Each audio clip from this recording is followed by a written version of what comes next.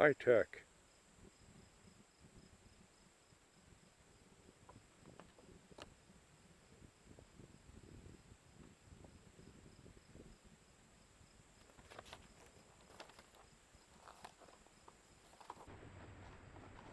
Hello, and welcome to Scout's Odyssey. Today we're on location of the very first US-based International World Camp of the World Association of Girl Guides and Girl Scouts, or WAGs for short. See you in a minute.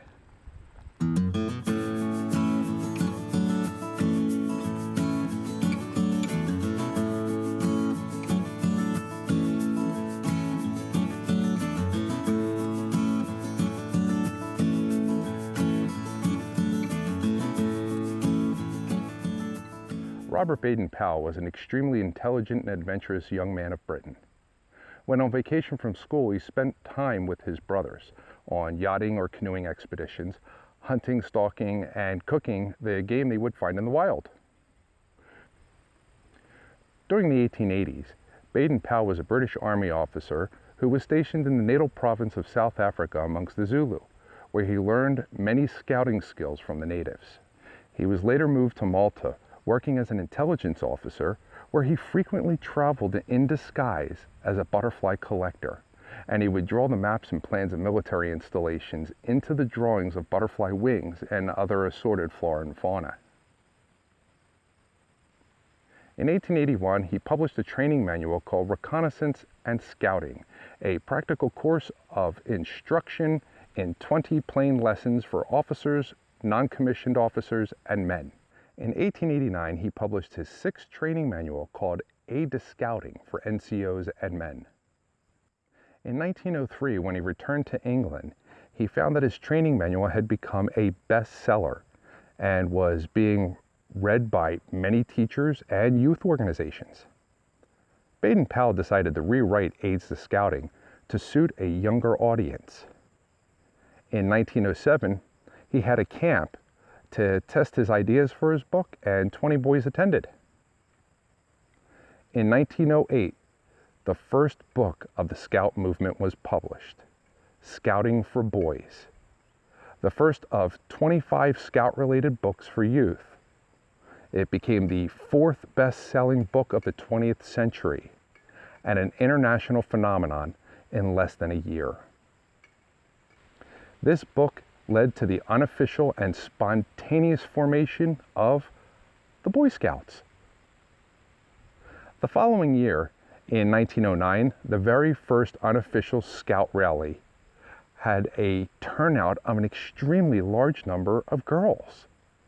They were all wearing Scout uniforms. When they were addressed, they informed Robert BadenPowell that they were Girl Scouts. The high demand of young girls wanting to be part of this scouting movement gave cause for BadenPowell's sister, Agnes Smith BadenPowell, to form the Girl Guides in 1910. A good friend to the BadenPowells, an American named Juliette Gordon Low, saw how fast the Girl Guide organization was growing in Great Britain. So she took the idea of Girl Guides and brought it to the United States in 1912. In 1915, the United States Girl Guides became known as Girl Scouts. Now, it's important to note that the Girl Scouts had no connection or affiliation with the Boy Scouts of America. As a point in fact, it was an organization called the Campfire Girls, formed in 1910, whom were the sister organization to the Boy Scouts and were actually started by the Boy Scouts of America. So it was because of Juliette Gordon Low's prowess and her friendship with Robert BadenPowell, the creator of the Scouts, that the Girl Scouts are the largest and strongest woman-led global organization for scouting. That brings us to July 10th, 1938, and this location. This was Camp Barree, the first Girl Scout camp to serve the Huntingdon and Center counties in Pennsylvania. This camp was situated on state forest land and was in a 45-year lease agreement with the Department of Forest and Waters. In 1970, the Department of Forest and Waters became the Department of Environmental Resources, and later in 1995 was broken into the Department of Environmental Protection and the Department of Conservation and Natural Resources, or DCNR.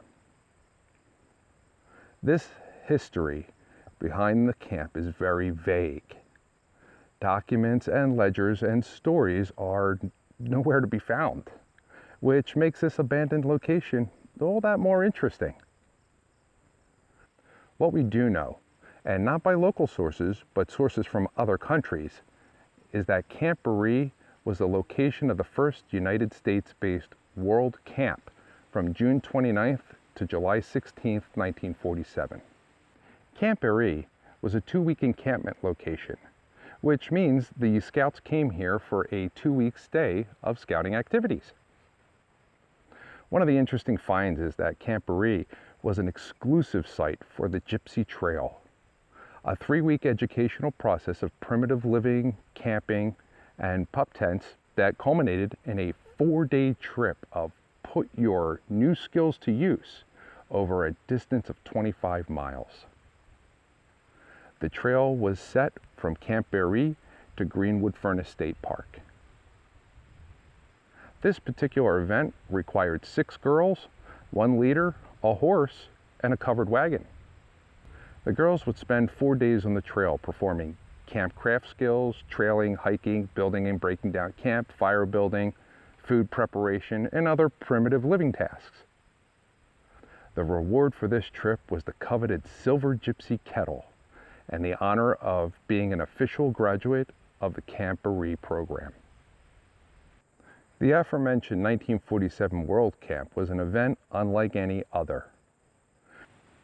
The Girl Scouts did not have jamborees like the Boy Scouts, and had just started pulling together their disparate troops within the organization to start forming global visits with each other, referring to it as their World Encampment. During the event, there were more than 17 foreign countries that provided multiple Girl Scout delegates, along with a delegate from each of the 48 states at the time. The culture of America was taught, and all the girls had a significant amount of time to spend with each other, learning each other's skills from different countries. The culmination of the event was to have the campers discuss how to put good fellowship and tolerance into action, and how spreading the knowledge that every race and creed can work peaceably together is readily attainable. In 1977, in the state of Oklahoma, at Girl Scout Camp Scott, a tragic incident occurred. Along the trail between their tents and showers were found the raped and murdered bodies of 3 Girl Scouts between the ages of 8 and 10. This created a public outrage at the insecurity of the Girl Scout organization and their camps, which the Girl Scouts took to heart and quickly altered all their protocols to ensure situations like this can never again happen.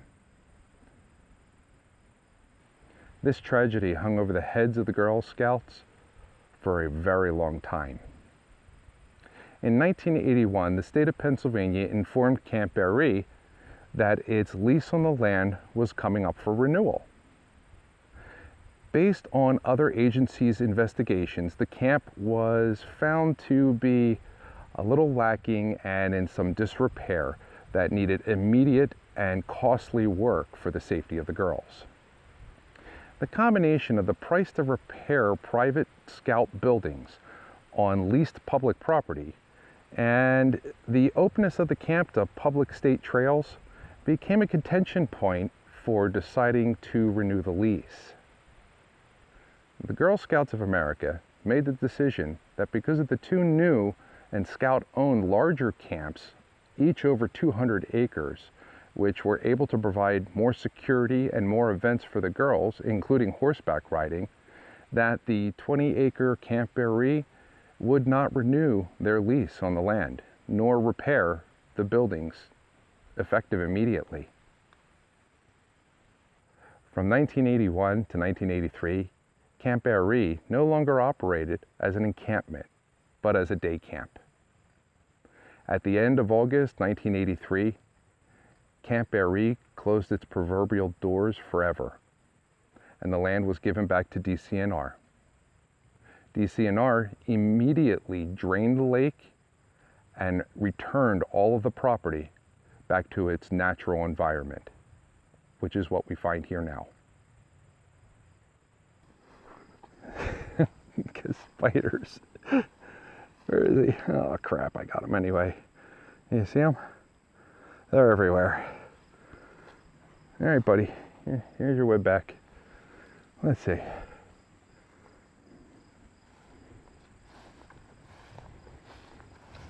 want to thank you for coming on Scott's Odyssey.